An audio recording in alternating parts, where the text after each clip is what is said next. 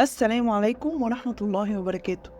الوحدة 3 سبعات، أحد أهم وأشرس قوات العمليات الخاصة على مستوى العالم، معروفين بأسود الجيش المصري، وفي الترتيب العالمي بيقال إنها بتحتل المكانة التانية بعد القوات الخاصة الهندية.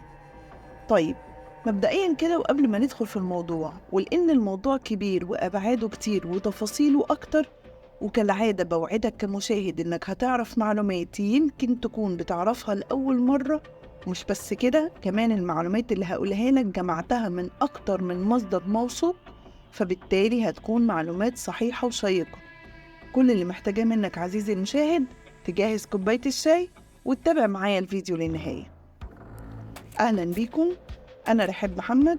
لو انتوا أول مرة بتشوفوا القناة ياريت تشتركوا فيها ولايك وشير لو عجبكم الفيديو. أول حاجة تعالوا بينا نعرف يعني إيه قوات العمليات الخاصة، وليه الدول بتهتم اهتمام شديد بإنشاء الوحدات دي، وإيه الفرق بين الوحدات دي وبين صفوف الجيش العادية.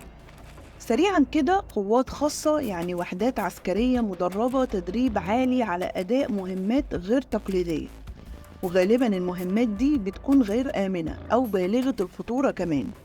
طيب، المهمات دي بتكون خاصة بإيه؟ المهمات دي بتكون خاصة بأغراض سياسية أو اقتصادية أو عسكرية للبلد. طيب، إيه أصل القوات الخاصة أو جت منين فكرة القوات الخاصة؟ أصل القوات الخاصة بيرجع لأوائل القرن العشرين، ودي اللي أنشأها القوات الألمانية كنموذج قتالي خلال الحرب العالمية الثانية. وفي جميع أنحاء العالم كل بلد بتقوم بتدريب القوات الخاصة بيها داخل الجيش، علشان يكونوا من قوات الصفوة الأفضل للقيام بالمهمات المستحيلة. كده عرفنا يعني إيه وحدات القوات الخاصة بكل بلد. نيجي بقى للوحوش. الوحدة 3 سبعات الخاصة بالجيش المصري، ودي وحدة مشتقة أو منبثقة من قوات الصاعقة المصرية. طب إيه هي المهمات الأساسية اللي بتقوم بيها الوحدة؟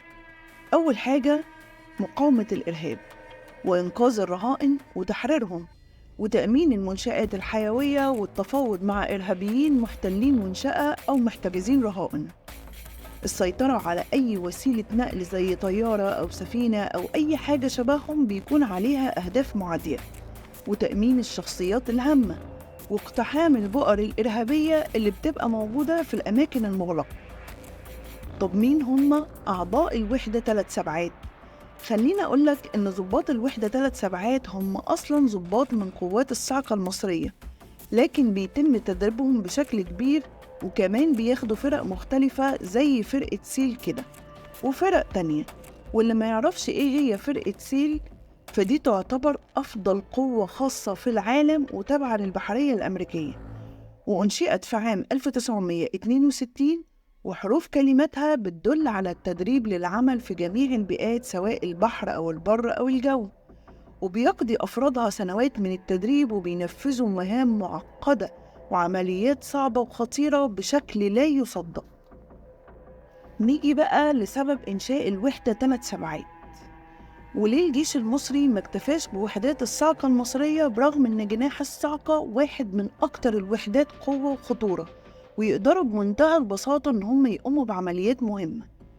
سبب إنشاء الوحدة 3 سبعات هو اللي حصل في فبراير سنة 1978 في مطار لارنيكا في قبرص.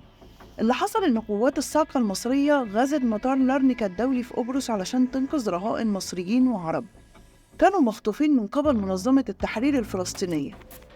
المهمة فشلت فشل ذريع لأسباب كتير، منها أن وزارة الدفاع المصرية ما أخبرتش السلطات القبرصية بوجود القوات المصرية اللي دخلت البلد بدون إذن، فقامت قوات الأمن القبرصية في المطار بإطلاق النار على القوات المصرية لمدة 80 دقيقة، واتقتل في العملية 15 فرد من القوات المصرية. العملية دي على فكرة كانت بأمر مباشر من الرئيس السادات، بالرغم من اعتراض اللواء نبيل شكري عليها، مش بسبب عدم جاهزية القوات ولا حاجة، ولكن بسبب عدم موافقة الحكومة القبرصية على هبوط طيارتين مصريتين وتهديدهم بضربهم لو نزلوا. وفي نفس السنة وبعد اللي حصل له، كلف الرئيس السادات اللواء أحمد رجائي عطية، وده أحد أسود الصاعقة المصرية وواحد من أهم أبطال حرب أكتوبر 73، بإنشاء الوحدة 3 سبعات. نيجي بقى لأهم العمليات اللي قامت بيها الوحدة 3 سبعات. في الحقيقة الوحدة 3 سبعات قامت بالعديد من المهمات والعمليات المعقدة، لكن أبرزها عملية السفينة جلوبال سكاي، ودي سفينة قبرصية كانت معدية في قناة السويس آلة المهرب من التفتيش ودفع الرسوم. وكان في الوقت ده موضوع هروب السفن من دفع الرسوم سائد، وده سبب حرج شديد للقيادة السياسية، فبعتوا للقوات المسلحة اللي استجابت فوراً، وراحوا باعتين الوحدة بطيارتين هليكوبتر ونزلوا فوق سطح السفينة وقبضوا على كل الطاقم بتاعها وحلوا المشكلة. أما سنة 85 فكان في حادثة شهيرة، وهي اختطاف بعض الإرهابيين لطيارة تابعة لشركة مصر للطيران في جزيرة مالطا. وقتها الإرهابيين هددوا السلطات بقتل كل الركاب لو ما استجابوش لطلباتهم. الدولة المصرية حاولت تضغط على السلطات في مالطا، يا إما يتدخلوا لحل الأزمة أو يسيبونا إحنا نتصرف، وفعلا محدش اتدخل ولا حاولوا يحلوا الأزمة. قامت مصر بعت الوحدة 3 سبعات واقتحموا الطيارة وقتلوا كل الإرهابيين، ولكن للأسف اتقتل جزء كبير من الركاب بسبب خطأ ارتكبته شركة الطيران نفسها اللي بعتت خرايط مغلوطة للطيارة للوحدة.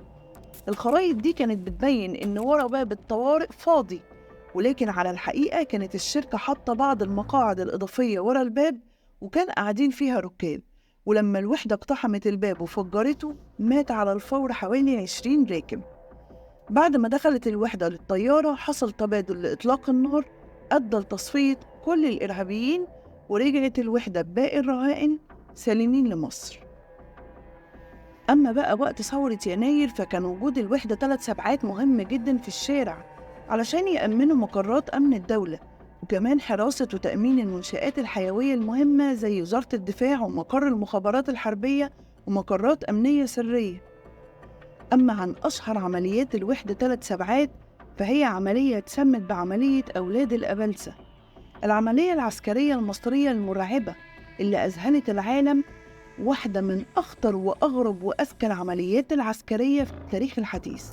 العالم كله تساءل وقتها إزاي المصريين عملوا المستحيل في ظرف 3 ساعات بس، ودي كانت في عهد الرئيس مبارك سنة 2002 لما حررت الوحدة السفينة المصرية كارين إيه اللي احتجزتها القوات الإسرائيلية بزعم إنها بتحمل معدات وأسلحة لمساعدة المقاومة الفلسطينية.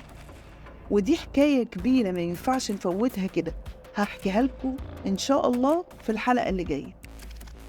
الخلاصة عزيزي المشاهد إن الوحدة 3 سبعات قتال هي وحدة مقاومة إرهاب دولي، وفيها نخبة القوات الخاصة المصرية اللي بيشتغلوا في عمليات خاصة ومحددة ومعقدة جدا بحيث يستحيل على غيرهم التعامل معها. وحدة 3 سبعات قتال هي وحدة عسكرية مصرية مميزة وليها تاريخ عريق من البطولات والانتصارات. الوحدة دي اللي بتضم مجموعة من الرجال الأقوياء والشجعان اللي مستعدين يضحوا بحياتهم عشان بس يدافعوا عن بلدهم. الوحدة 3 سبعات شاركت في العديد من العمليات العسكرية الناجحة سواء في الداخل أو في الخارج، والعمليات دي كانت كلها صعبة ومعقدة، بس الوحدة 3 سبعات نجحت في تنفيذها بنجاح وأثبتت للعالم كله إن القوات المسلحة المصرية قادرة على تحقيق أي هدف. الوحدة 3 سبعات هي مصدر فخر لكل المصريين وسبب للخوف لكل أعداء مصر. الوحدة دي هي رمز للقوة والعزيمة وضمان لسلامة الوطن.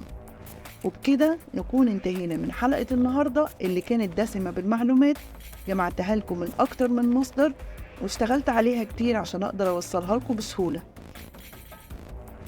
يا رب أكون قدرت أفيدكم، وأتمنى إن الفيديو يكون نال إعجابكم، ولو أنتوا وصلتوا لحد هنا شكرا جدا إنكم لسه متابعين الفيديو.